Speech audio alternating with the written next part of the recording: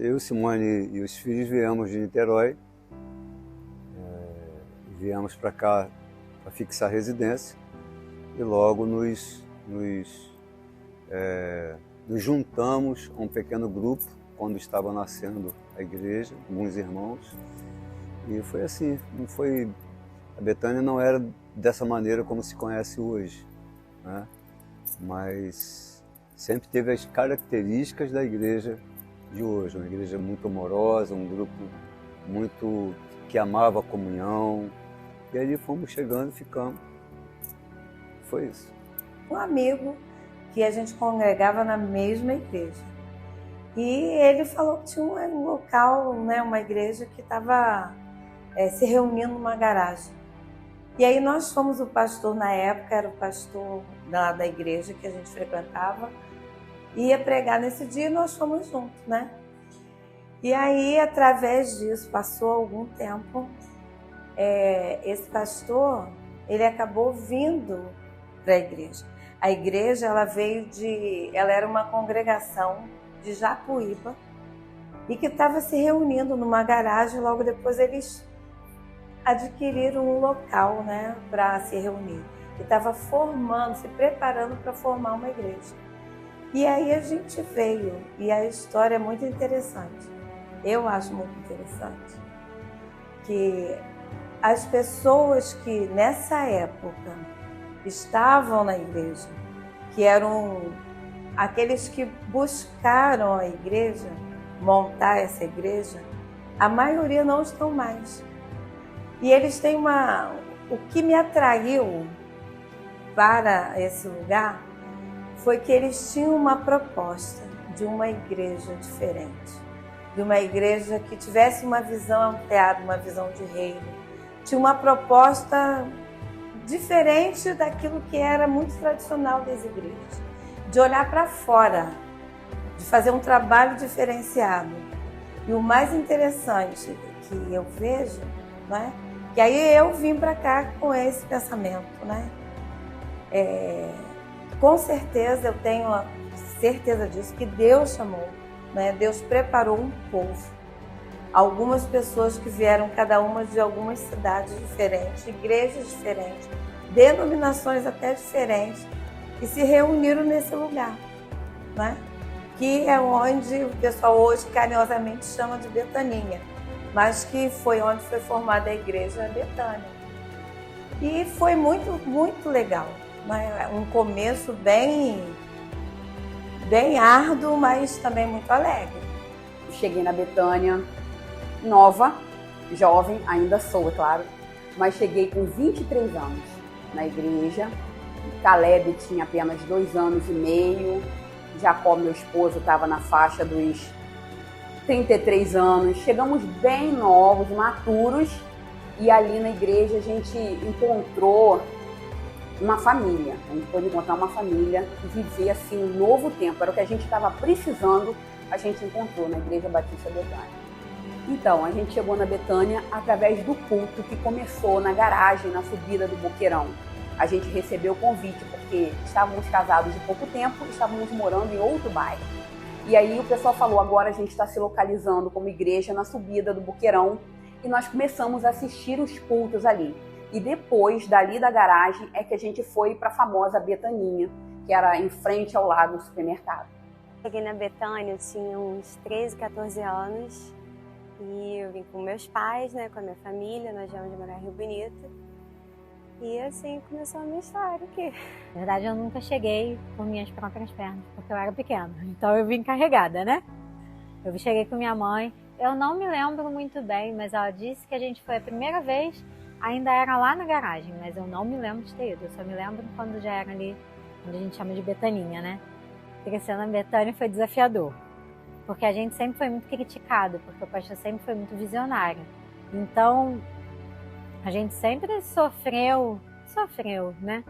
Muitas críticas de muita gente, inclusive na nossa própria família. Às vezes as pessoas não entendiam, a nossa própria família não entendia por que a gente queria tanto estar na igreja. Eu lembro que minha avó brigava pra essa. Vocês não vão estar? Não, tem igreja, avó. E era uma briga com minha avó constante, porque a gente sempre foi muito presente, né? E era além de desafiador, sempre foi muito divertido também. Eu cheguei na Betânia através da minha mãe. Eu era membro da primeira igreja batista e chegou uma época que eu só conseguia vir de manhã para a escola, para os cultos, e à noite, por eu morar na Bela Vista, uma adolescente, eu tinha medo de andar, né, um pedaço grande, e não vinha mais, e aí comecei a acompanhar a minha mãe e estou até hoje na Betânia. Sou parte da Betânia. A gente chegou em Rio Bonito em 2002, logo após a Copa do Mundo. O Brasil foi penta. E a gente chegou na Betânia por volta ali de 2003, quando eu estava com 12 anos, né? Cheguei com 11 anos em Rio Bonito e por volta de 12 anos eu cheguei na Betaninha, ali na época onde era perto do antigo supermercado Lagos. E naquela época era tudo muito escasso, né? Tinha poucos voluntários, nós não tínhamos muita estrutura, mas era muito legal porque a gente, como era criança, né? Então tudo pra gente era festa, né? Os cultos ali, né? A gente aprendeu também, a gente já entrou no voluntariado muito cedo, no caso eu já com 12 anos já tocava violão na época, né? Dos primeiros cultos ali, um violão maior que eu, guitarra maior que eu, né? As meninas já cantavam já também desde pequenininho, então era muito legal. Algo que mexe muito com o meu coração é que o Ministério de Louvor da Betânia eram as crianças que hoje são adultas na Betânia de hoje, de 20 anos depois. Né? Tem o Wesley, o Hervezinho, o Gabriel, a Lana, Fernanda, Marquinho, Danilo, tudo muito pequeno. E eu lembro de Hervezinho atrás da guitarra, a guitarra era imensa para ele, o Gabriel atrás do teclado. Aparecia pouquinha coisa do rosto dele e ele já tinha uma responsabilidade tão grande que pareciam adultos ministrando louvor. Então, assim, eles eram adolescentes, eles eram crianças, vamos dizer assim, mas eles já tinham no coração um coração de adorador. Tem pessoas que chegam hoje na Betânia, 20 anos depois, olham para eles ministrando e pensam assim, nossa, deve ter feito curso, deve ter se desenvolvido, e não entendem que eles começaram ainda criança. Deus deu uma unção para eles, ainda criança, de ministrar o louvor da igreja, e aquilo impactava e mexia muito com o meu coração. Essa época foi muito legal, porque a gente não tinha dinheiro para nada, né? Nós éramos poucos, o dinheiro era curto, mas a gente botou na cabeça, vamos para lá, nós vamos comprar isso. Aí teve na época uma campanha chamada R$1 por ideal. Então, resumindo, era o que você puder doar para a igreja, você doa. Tem gente que doava R$1, né?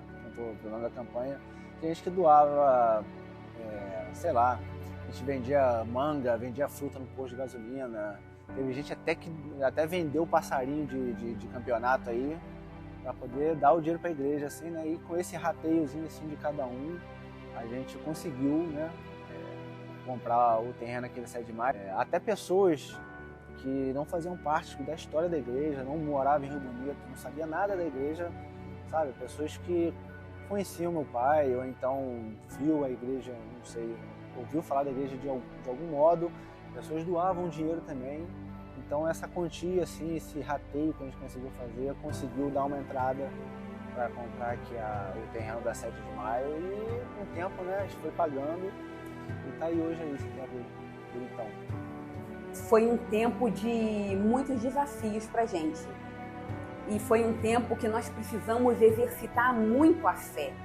Hoje eu posso dizer que pouca coisa abala a gente. Sair daquele lugar pequeno e que a gente estava confortável, a gente estava num lugar que era bom pra gente, mas Deus deu uma visão ao pastor, e depois essa visão veio para toda a igreja, que a gente precisava de um ambiente maior, que a gente precisava de um lugar maior.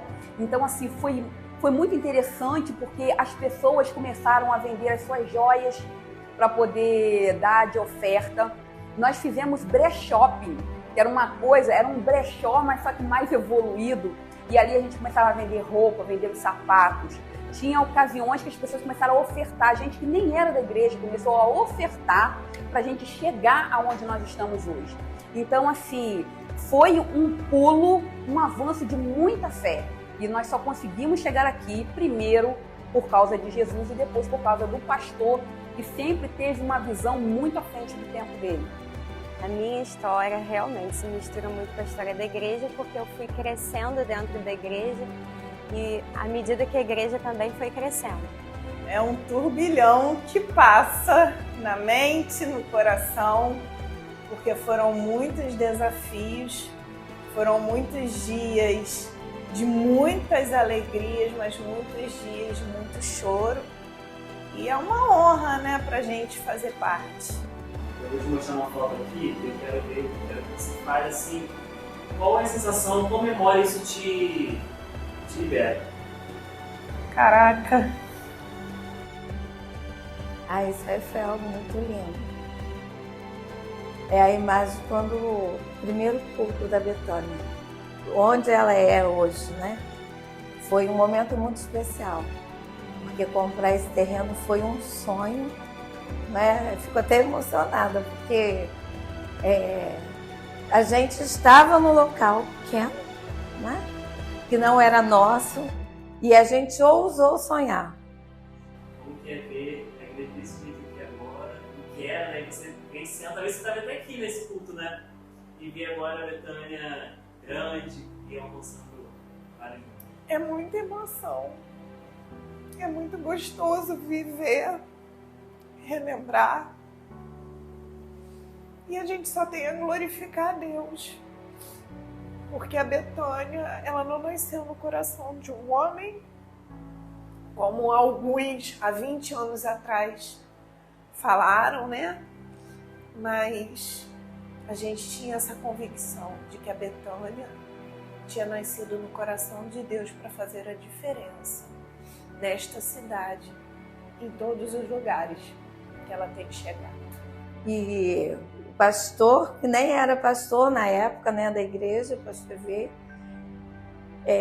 sonhava, e a gente passava todos os dias aqui.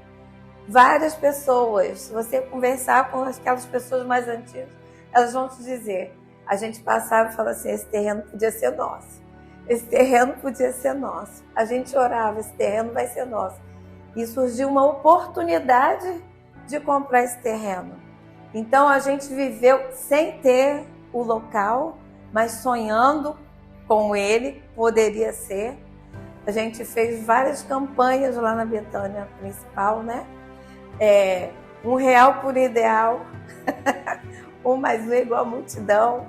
E a gente vendeu camiseta, a gente vendeu o chaveiro, e a gente vendeu tijolinho. A gente fez um monte de coisa para angariar recursos, e quando apareceu a proposta, a igreja não tinha dinheiro para comprar. Não tinha o suficiente, né? E através da fé, e eu tenho que ressaltar aqui que nós éramos poucos.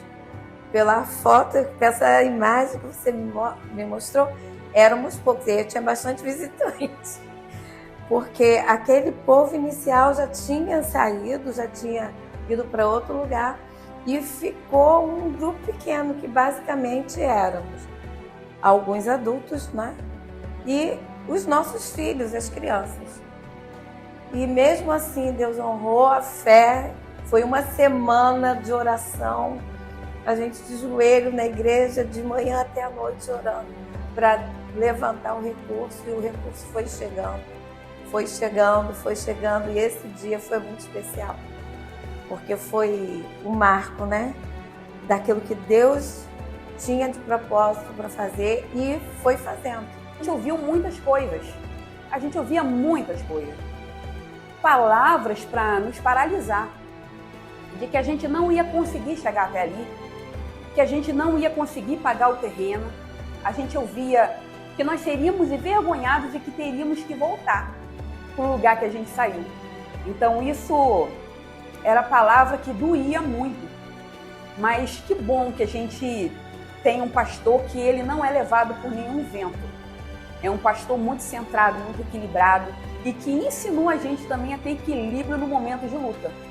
Hoje, quando a gente vive uma luta, não é que a gente está dormente com essa luta, com essa dor. Não, a gente aprendeu, a gente compreende que a gente tem um Deus que domina tudo, no céu, na terra e debaixo da terra. E a gente sabe que se Ele está na frente, a gente consegue romper.